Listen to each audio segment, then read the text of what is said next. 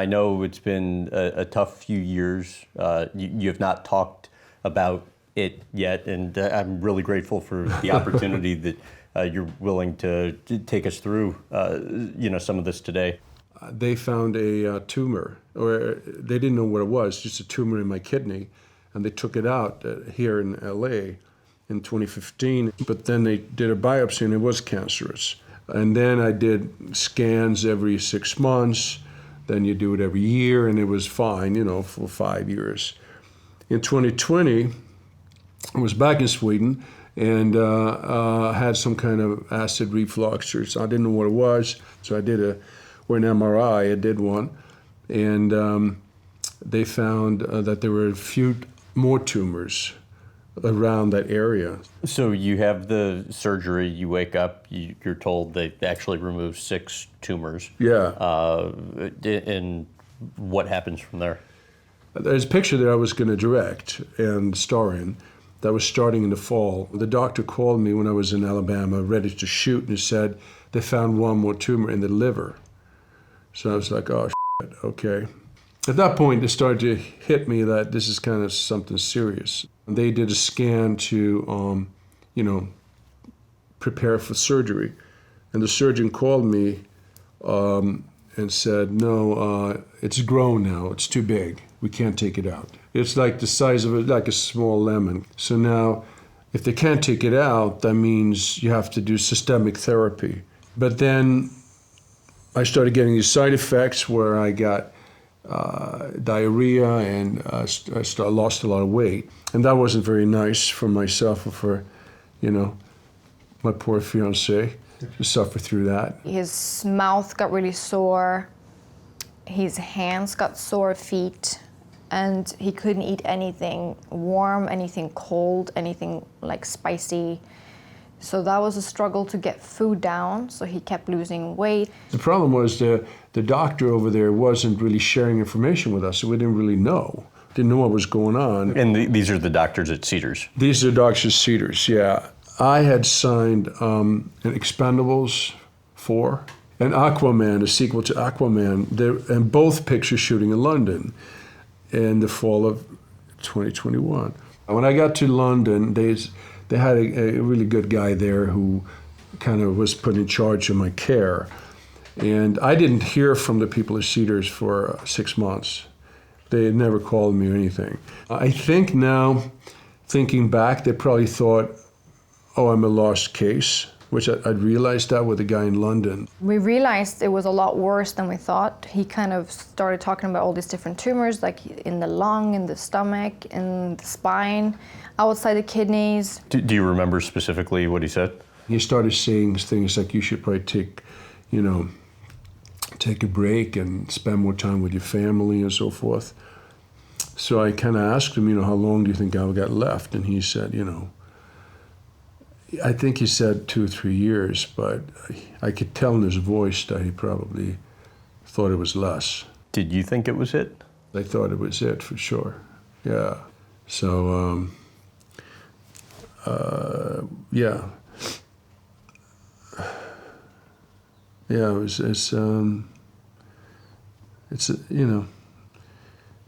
you kind of look at your life and going, have I had a great life? Yeah, I've had a freaking great life. I've led like 5 lifetimes in one already, but everything I've done and so it wasn't like I was bitter about it. It was just like, feel sorry for my kids and my fiancé and people around you, you know what I mean? Because I'm still a fairly young guy and fairly, active and so forth. It obviously hit me when I had a deep conversation with my dad about what would happen if he, passed away and stuff. That was a horrible conversation. It's because I was like, at a tough time. Yeah. You want to grab it?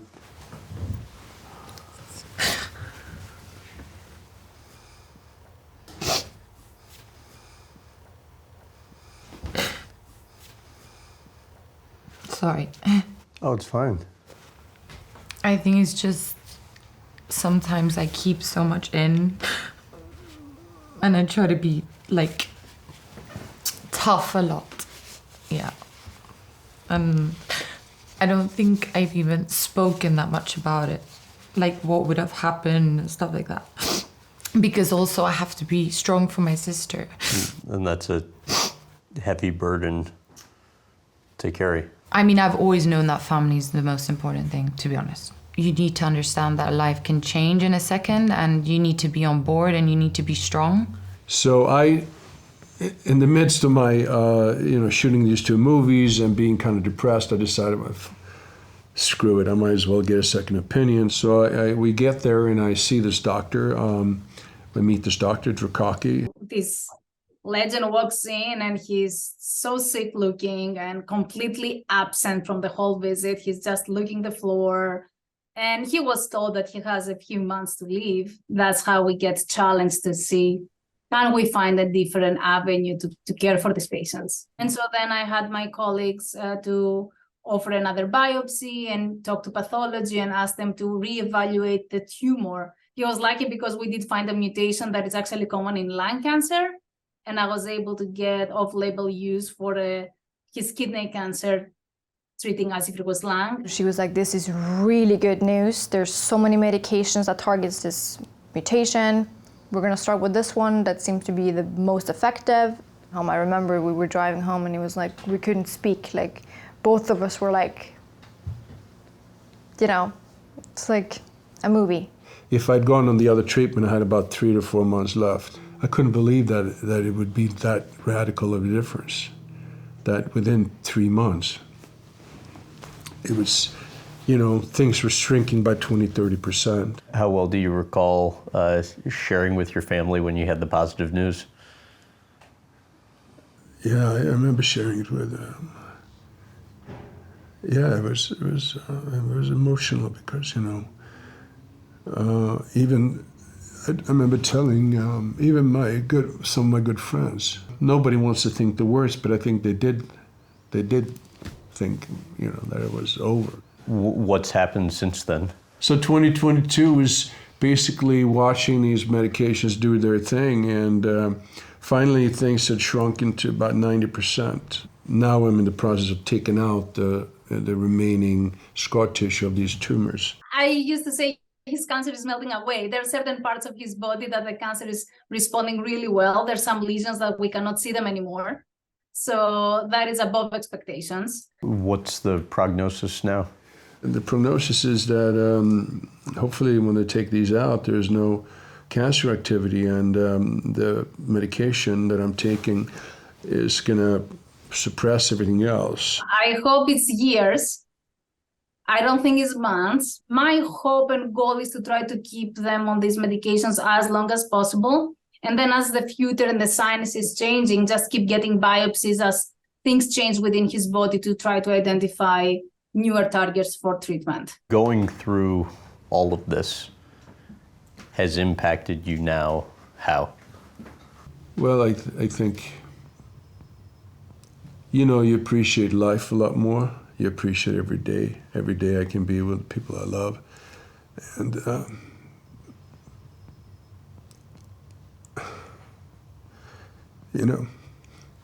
you just appreciate,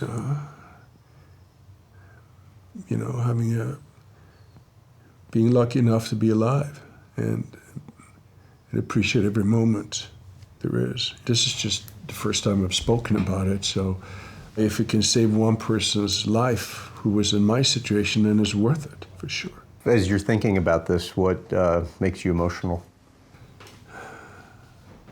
That I found these wonderful people that could help me, and that I think maybe all the work I did, somehow as an actor, you try to put positive emotion and positive energy into the world, and I've always tried to be nice to everybody I meet, they're all fans, anybody.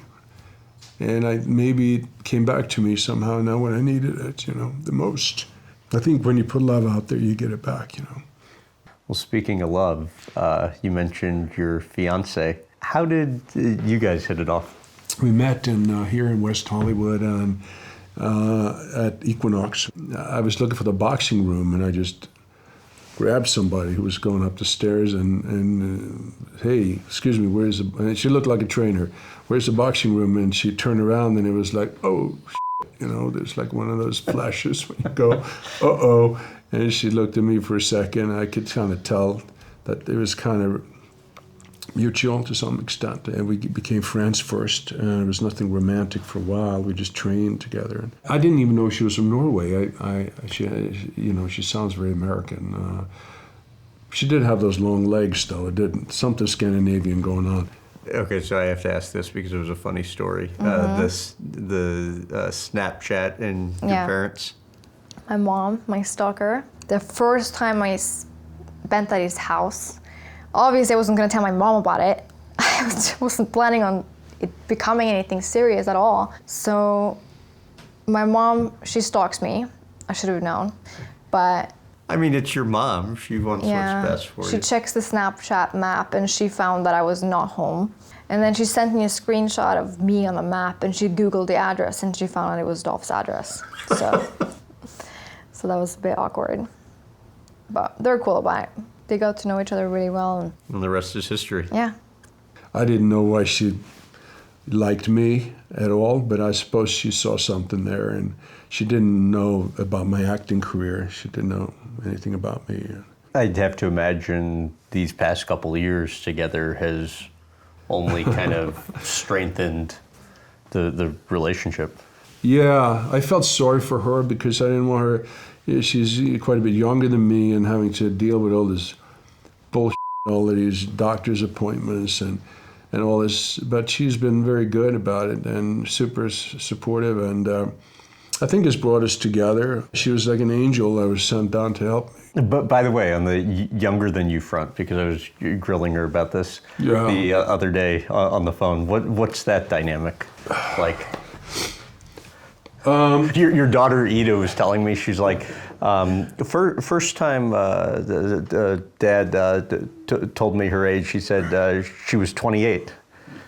Did I? I misspoke, I guess. I misspoke.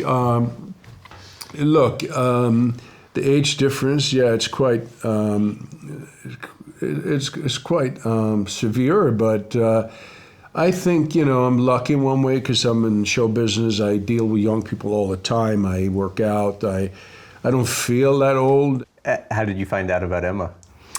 Emma, I found out in New York. I heard you guys did some cyber stalking. Yeah, my sister did some stalking. I know that my dad can't really be single. He would call me less, and he would call me on weekends and be a bit yeah, call you back, a bit funny. So me and my sister were oh, I bet he's seeing someone, ha ha ha. And he came to New York and we were at a lunch and I just saw his phone. When he went to the bathroom, his phone was ringing and it was Emma. So then I knew immediately, okay, Emma is her name.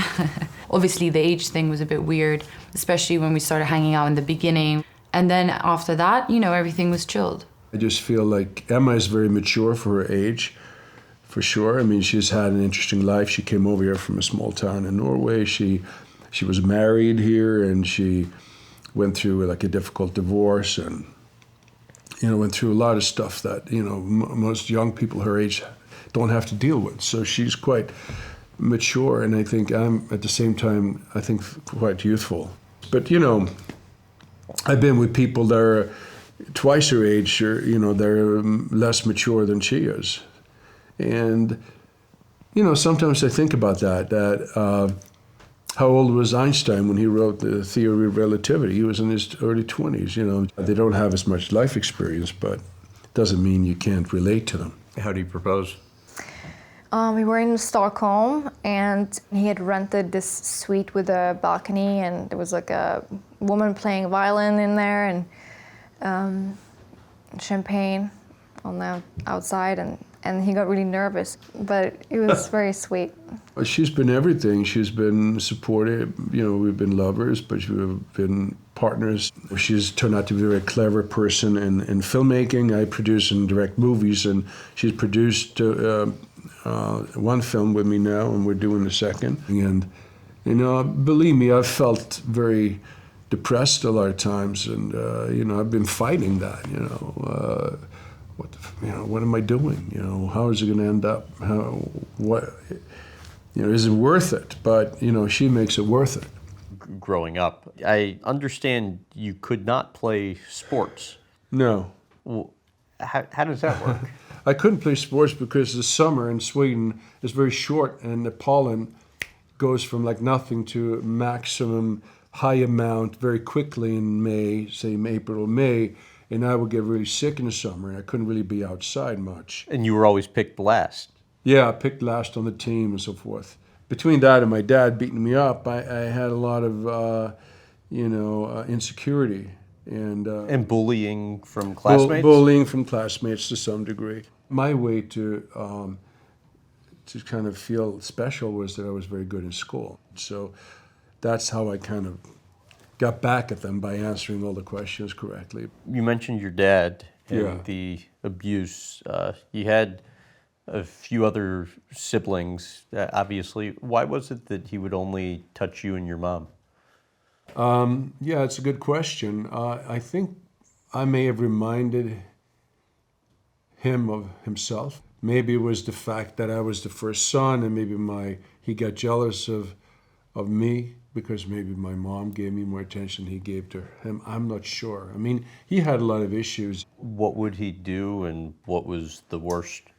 Well, he would sort of, when he had a bad day at work, or if I'd done something wrong, as kids do, then he would just beat me up, or, I think the worst time was maybe when I was about 8 or 9 or 10. He wouldn't like punch me and break my nose or anything like that. He would kind of just beat me up, kick me in the body, or tear my hair off. So sometimes I would have like a kind of a thin spot of hair, like a bald spot almost. Describe the embarrassment of going to school in those situations. I think it was embarrassing for me, and this is in a day where there was nowhere to call, there was no hotline, there was no psychological counseling, nothing like that.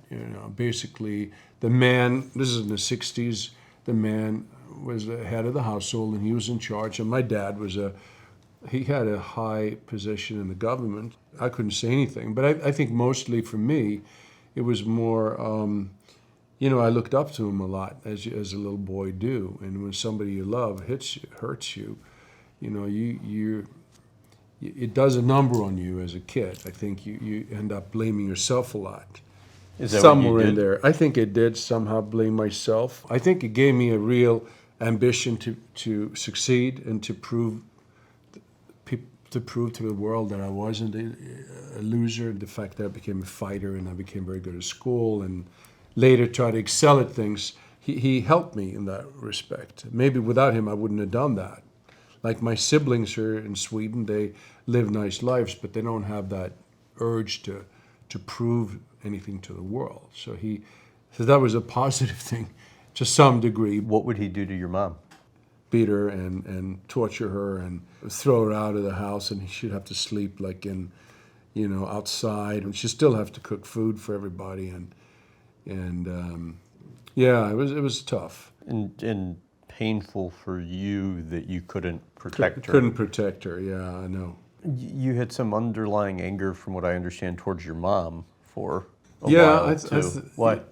Well, if you're a young boy and if your father beats you, and a lot of women would take the kid and say, "F you, I'm out of here," and leave. But my mom didn't do that. She was, a abused woman. So I think I had something against her. But she was a wonderful person and she was very giving and very loving. There was a period where you did want to hurt your dad badly, though. Yeah, obviously I had dreams about it when I got strong enough and when I was training martial arts. And I suppose some of the reason behind me doing all the training was maybe to get back at him or stand up to him.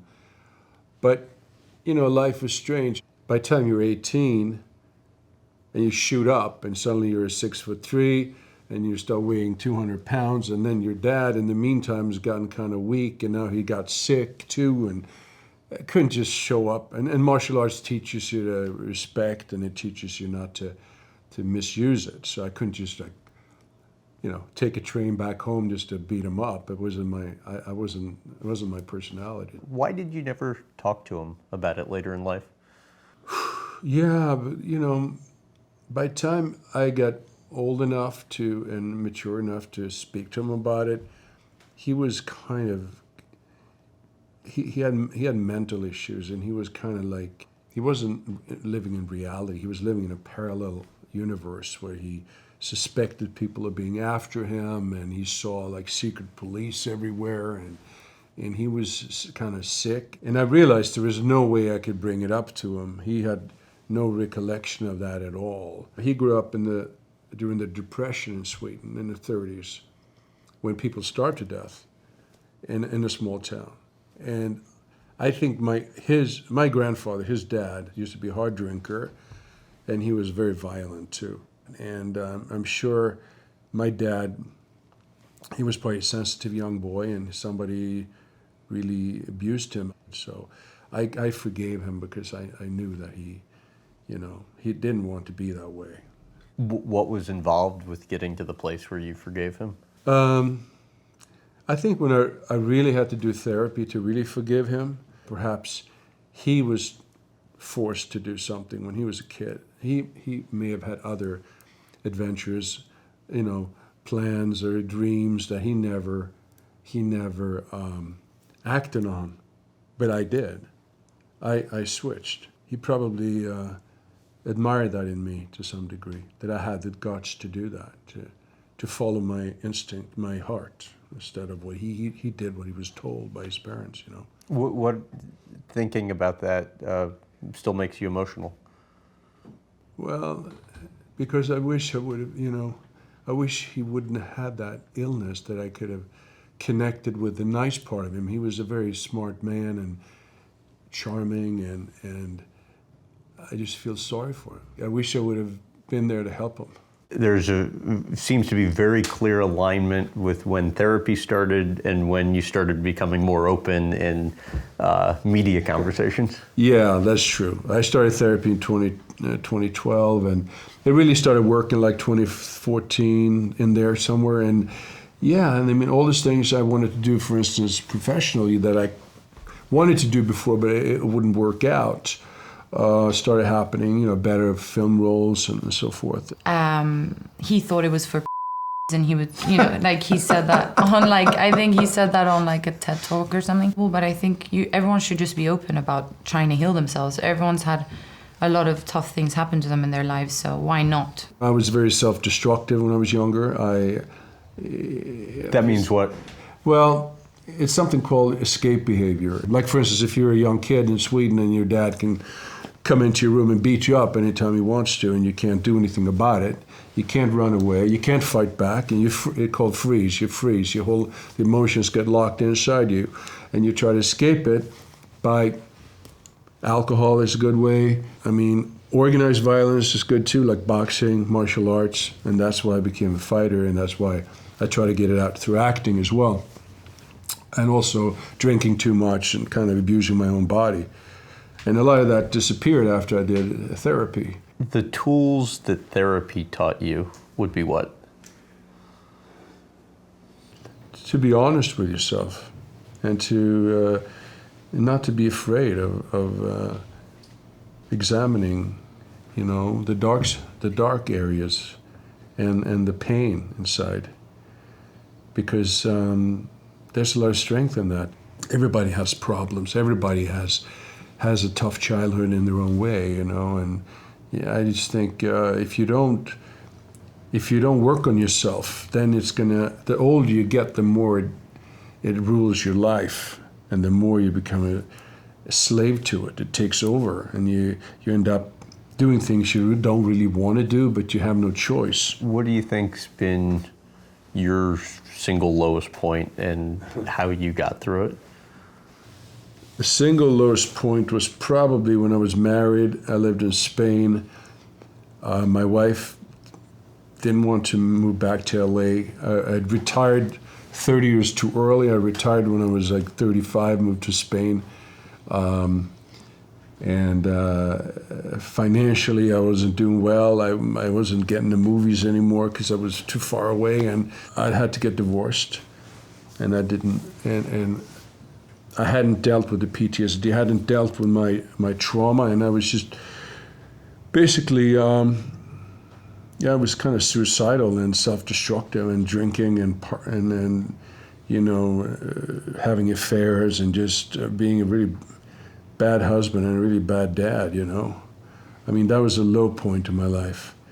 I didn't have the tools to deal with it. I was just almost hoping that I wasn't going to wake up one day after one of these drinking bouts where I would just disappear for a couple of days from my home, and my kids didn't know where I was, and friends were looking for me, and yeah. Did you ever try taking your own life? Not in the way, like I want to do it, because I would have probably succeeded, but because I'm kind of a, result-oriented guy, but no, I think I tried to sort of, I was very close, I think, by just, drinking and not taking care of myself, sort of just. How bad did that get?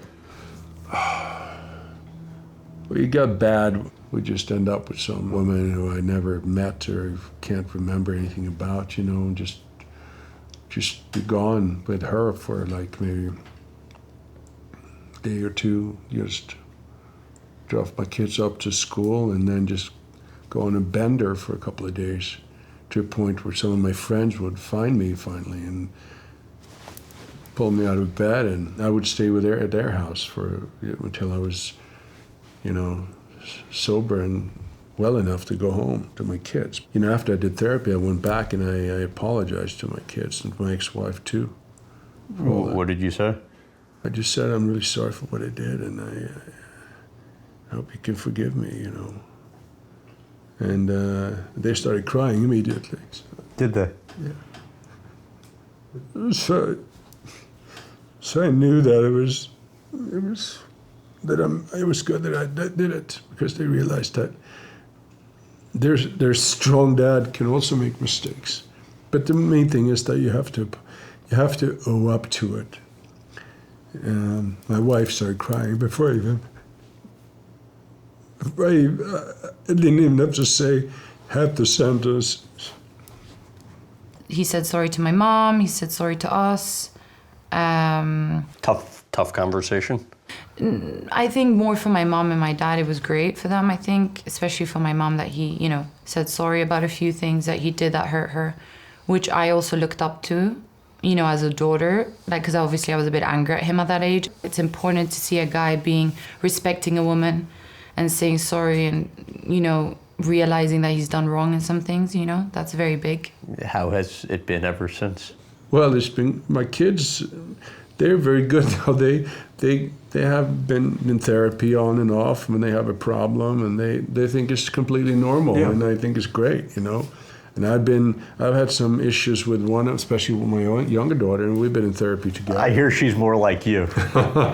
Yeah, we've been in therapy together, and Greta, and it's perfect, and I love that, the fact that they think it's perfectly okay. The trauma and all of those things that fueled me, but they were also like it was like a devil inside that I didn't know how to deal with it, and these things can end badly for a lot of people. I mean, people self-destruct in this business, and I wouldn't have been the first one, and I was very close. You brought up Grace Jones earlier, who was, I believe, your first real girlfriend, but I want to take you back to the moment where you walk into the theater with her for the Rocky premiere, and then what happened on the way out.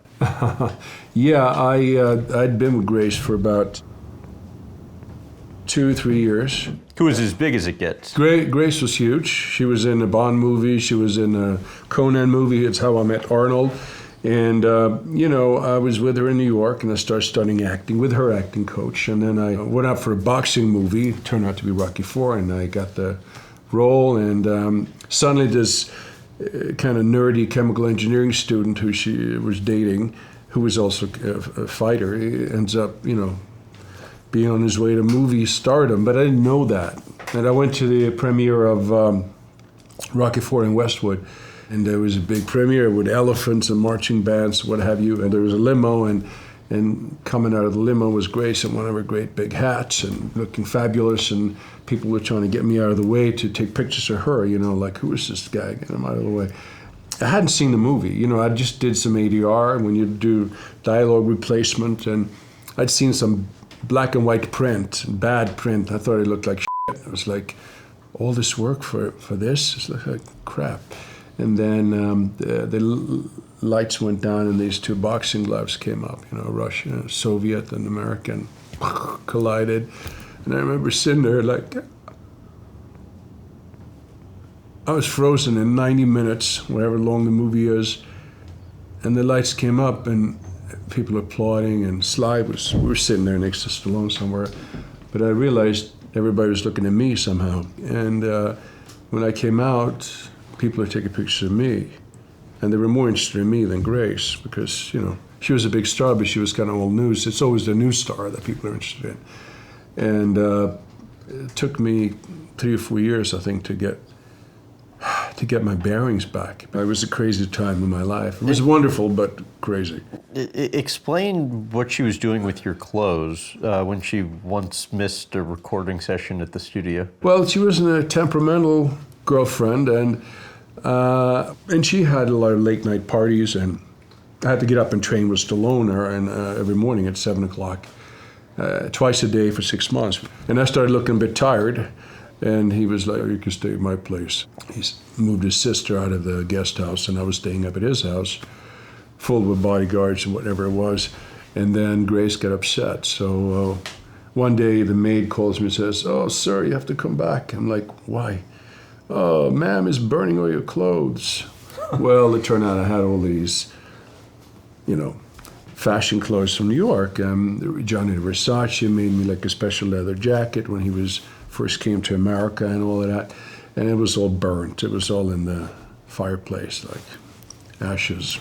Correct me if I'm wrong. Another time after you guys broke up, she showed up looking for you carrying a gun.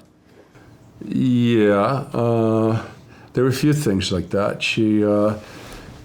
what happened was once the producers of a film she was in, they called me and said, can you please help us get Grace to the set because everybody's standing by and she's 5 hours late or 8 hours late. But she's armed, she's got a gun and she doesn't want to come out. So I had to go up and take the gun out, take the clip out, and she went back to work. You helped her through some low points, she said. Yeah, I helped her through. Yeah, she was going through a real tough time with, a little bit of drug abuse and stuff like that, and I helped her a little bit there. And she was fun, I had a house up in Mount Olympus, and I remember once I was there with I was single after breaking up with her, and I was kind of a young hot movie star, and I had a few, girlfriends here and there, and. You said you had a few girlfriends. From what I understand, you said you had 4 and 5 ways. With yeah, that was with her, but okay. No, but I had somebody up there, and I was in bed with somebody, and there's this honking, screaming outside, and I was like, what the hell? And intercom, and it's Grace. Dolph, darling, I'm here. It's like, well, I'm a little busy now. It's okay, I don't mind. Can I come up? It's like, no, you can't. Well, okay, then I'm gonna yell and scream till the cops show up out here. Okay. And she had to come, she wanted to come and join us, but I said, no, forget it. But, I got caught up in it a little bit, but never really that bad because I always had to train for my movies and stuff like that. And I got it was more drinking for me that got me later. How about best Michael Jackson story? Well, the one thing I remember about him was that I was at the Motown 25th anniversary. So where he moonwalked for the first time. Yeah, right? moonwalk, yeah, I remember that. I was there actually backstage with Grace. He was doing the moonwalk, and I remember I said something to Grace like, what's the big deal with this guy? How come It doesn't seem like nothing special. She's like, don't you ever say it about Michael. He's going to be a huge star. And of course he was. This is before Thriller and all that. Explain the situation where Andy Warhol comes up to you. Andy, yeah, I just came to New York with Grace, 1983, and I was at some club, Club A was called in those days, Upper East Side. And I was just walking around, Grace is doing something else, and some little guy with white hair comes up and goes, "Hi, what are you famous for?" And I'm like, nothing as far as I know. He says, "Can I take a picture?" So he took a picture with a small camera, and then he says, "I'll put you in my magazine." I'm like, "Oh, magazine? Okay." Grace comes up and goes, "Hey, Andy, how are you?" And then I realized it was Andy Warhol. Even I knew who he was. And I got to meet him and know him a little bit. And He tried to get you to take your clothes off, didn't he? yeah, well, he supposedly, him and this guy, Chris Marcos, who was his photographer, I heard they had some kind of bet how quickly or if they could get new models to take all their clothes off in the photo shoot. I didn't know that, but I never got down to to nothing. I didn't go that far. I think they were scared of Grace, so they didn't want to push it with me. I read somewhere you said from like 97 to 07, your earnings dropped like 90%. Yeah. How did you handle that? Well, I was in America until 1997, 1998. I worked quite well, and I kind of had a saved income, savings, and I moved to Spain. I bought a big house in Marbella. I bought an apartment in Sweden. I had an apartment in Manhattan, and then I moved to Spain. And being away from Hollywood, you kind of lose touch with everything. So my earnings, instead of getting 100. I got 10 per movie. So Meanwhile, the overhead's staying the same. the overhead stayed the same. It got more expensive because the more I cheated on my wife, the more she wanted to spend my money. That's a classic. So she didn't want to come with me on locations or anything. So she kind of knew that I had affairs, but I don't think she cared as long as I paid the bills and bought her a new Ferrari or whatever it was, and. So it was that kind of relationship, I mean, it wasn't like we were arguing. She was a very nice woman. I mean, I just think that the overhead was huge, credit card bills every week, maybe every month for maybe 60 grand for that was just her credit card, So, it all adds up, right? Because that's after tax. So Right. How tight did money get?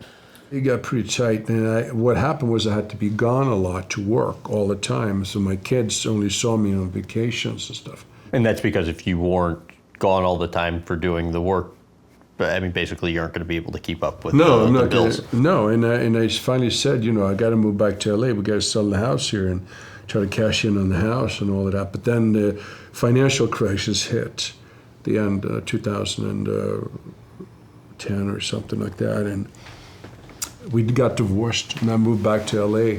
It started with Expendables, the first one, and that kind of got me back into the big screen. But it took me 7-8 years to get out of the hole, really, because the divorce and then those payments and then trying to sell the house in Spain, and I had to rebuild that, and then I sold a place in Sweden, and it just took me a while. Now, shoulda, coulda, woulda, but if I would have stayed here, of course, it would have been much easier. I mean, the assets would have been here. It wouldn't have been in Spain and all that. But my kids had an interesting upbringing there, and I love Spain. I have a lot of friends there, but I had to come back here. And I was surprised to hear you say this, that you were never 100% committed to your career. No. How so? That's an interesting question. It has something to do with that trauma and the escape behavior, self-sabotaging. I mean, I was working hard, I was doing the movies, but I was always, either I'd go back to Spain and lose touch with it, or I would go out drinking and kind of screw up some of my preparation as an actor, or I wasn't really connected emotionally because of the trauma, so I couldn't really deliver what I wanted to deliver as an actor. So with those things against me, it's hard to fully commit. And I chose to kind of commit, not fully, but like 80% instead of, now I feel more committed. Like now, if I direct a movie, I want everything to be perfect. I mean, I'll sit up all night to finish stuff, but I wasn't like that back then. Obviously, the body's taken a beating over the years, but the riskiest stunts in your mind that you've ever done? Riskiest stunts? Well, yeah, so when I started in the business, there was no visual effects. There was nothing like that. Either you did it or your stunt man did it. If you had to fall out of a window, somebody had to fall out of the window. Somebody had to do it. It was either you, me, or my stunt double or a dummy, So I think that's the riskiest stuff I did. I tried a couple of high falls. I did a movie called The Punisher, and there was a scene which was cut out later, of course, when I did the high fall from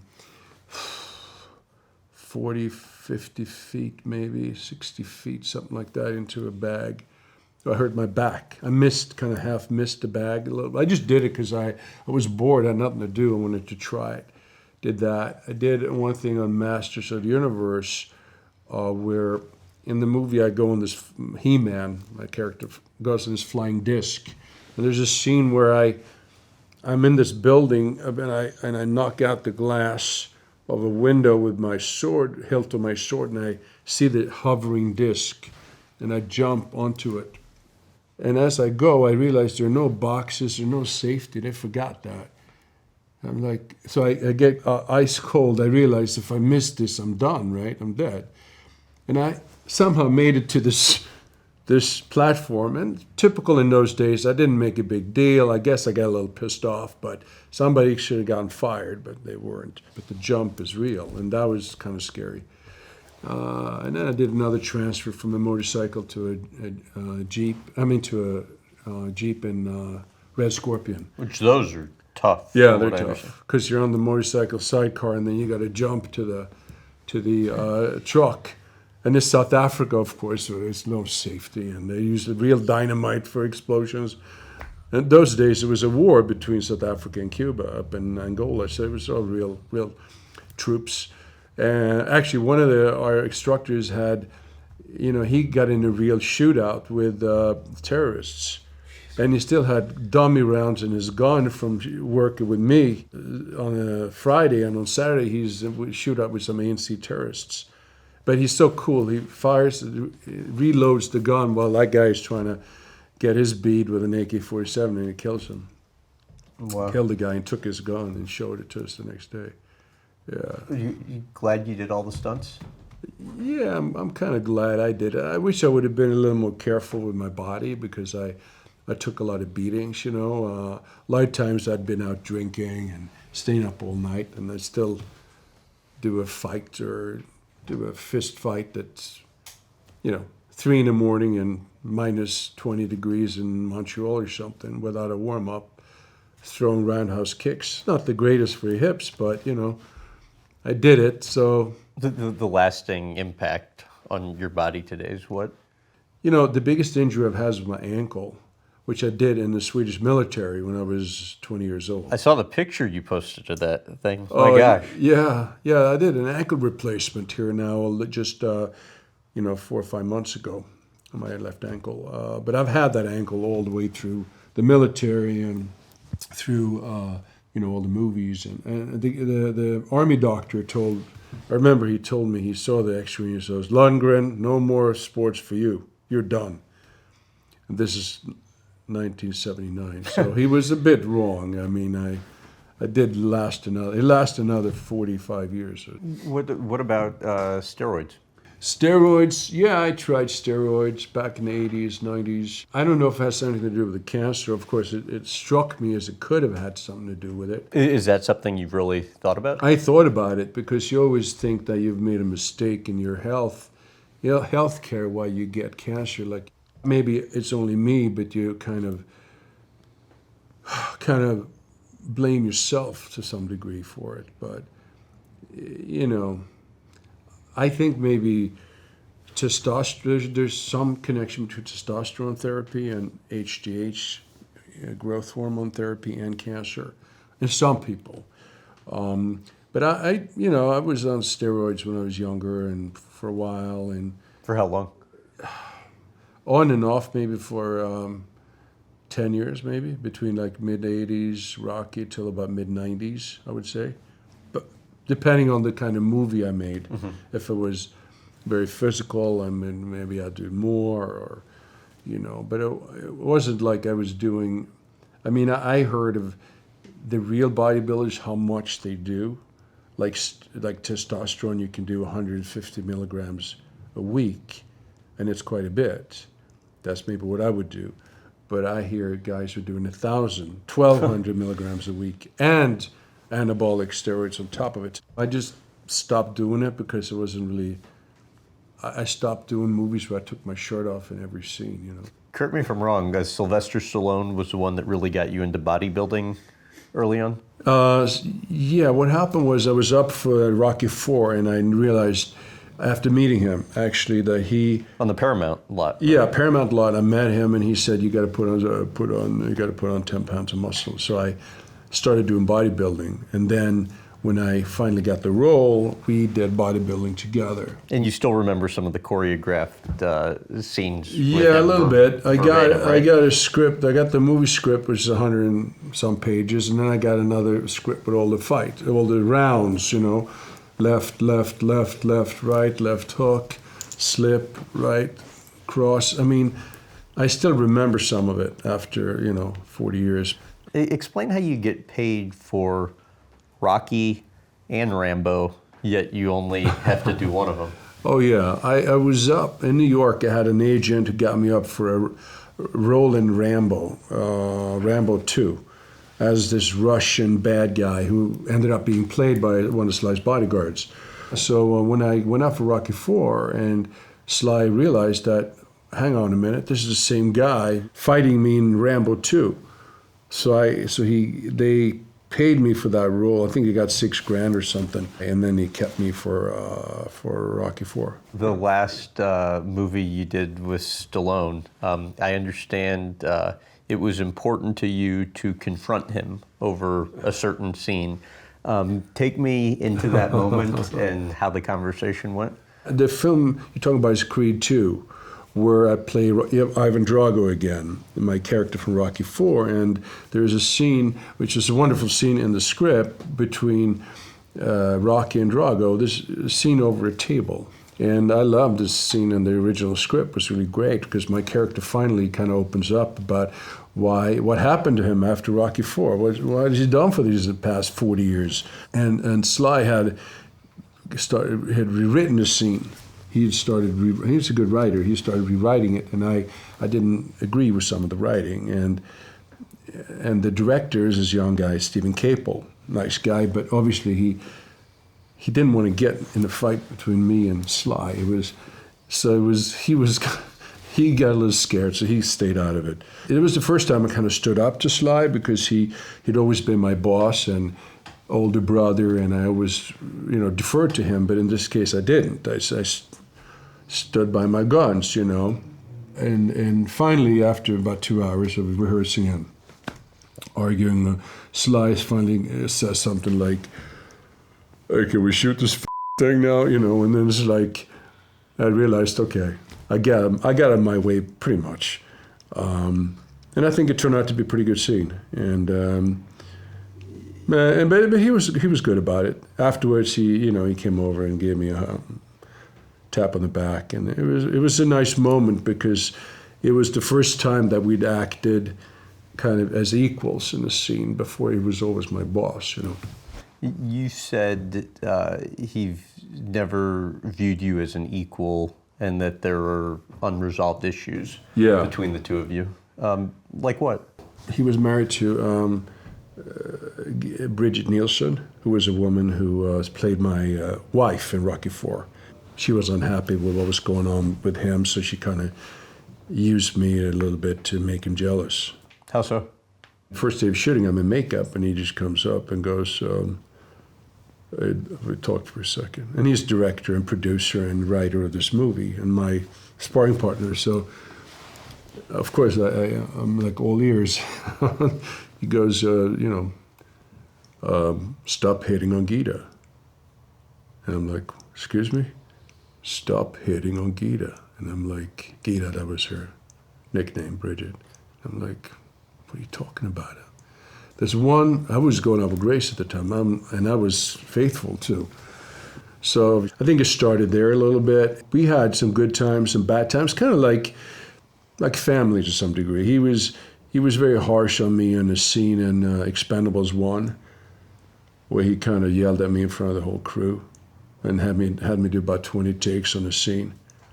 And it was like, my grandmother could do it better than that. What the f*** what are you doing? You know, like basically in front of everybody. And there was press there that day too, international press. To a point where we took a lunch break, and I remember I was kind of in tears. I was really upset. And I called my wife at the time, and I basically just told her, you know, if he says one more word, I'm going to knock him out. And this movie, I'm out of here. I'm just going to punch him out and leave. And I think when I walked on the set, people felt it wasn't such a good vibration. And then I had a tap on the back, and it was Sly, and he was like, I'm sorry about that. Let's just do another take, and let's just keep moving on. And we've had a few run-ins over the years, but what can I say? He's a crazy Italian, you know, and I think he knows that I've always respected him and loved him, and I think that's why we're still friends. Education. You got your college degree in London. You got your master's degree in Australia. Yes. They're on scholarship to MIT in America. Why was education so important to you? Well, education was the way I felt like I was somebody special when I was younger, because I couldn't do sports. My dad was beating me, and I felt insecure, but I realized I was pretty smart. Like, I could memorize stuff, I could remember things, I could do logical deductions very easily. I was good at math, I was good at physics and chemistry, and then I think on another level, I tried to prove to my dad that I was his son, that I was as smart as he was, and that his favorite school in the whole world was MIT. He always talked about MIT this and MIT that. So I thought, okay, I'm going to try to get a scholarship to MIT. So I got a scholarship to Australia, got another one to America, and then finally I got the Fulbright scholarship. And to get the Fulbright scholarship, I had to graduate as number one in my class. I remember I was studying like crazy, and I was also fighting at the same time. I was fighting in the Australian Open in full contact karate, and I got sick from doing it. But I knew that it wasn't for me. It wasn't emotional enough. It wasn't interesting enough for me. I couldn't be a chemical engineer for the rest of my life. I knew that, but I was waiting for a way out, and then I met Grace, you know, and Sly. You said your dad was supportive when you told him that you were going to leave MIT. He was supportive. I think initially, the first way he found out was that he thought I was studying at MIT because I was up there for a few weeks. But then one day after work, he was opening the evening papers at home in Sweden with his feet up, and there was a picture of Grace Jones and this other bare-chested character in leather pants at Studio 54. And it was his son, the chemical engineering student. And then I got a phone call. And then he was wondering what the hell happened, what's going on. And then I had to tell him, you know, gave up the scholarship, and I'm studying to be an actor in New York. And then I think it took him a while to figure that one out. To what extent was he proud of your accomplishments? I think he was very proud of the MIT thing, and he was proud of the karate, the British Open champion and all that. He was very proud of that. And later when I became a movie star, he was getting some surgery in London, and he was funny though. I went to see him at the hotel, and I know I'd been wearing a blazer shirt and some tie I bought in London, and he did say, "Yeah, you look really good," but he said you wore the wrong tie, because with that blazer you should wear a school tie, like the ones, you know, the one they wear in England, the ones with the stripes on. So you just couldn't let it go.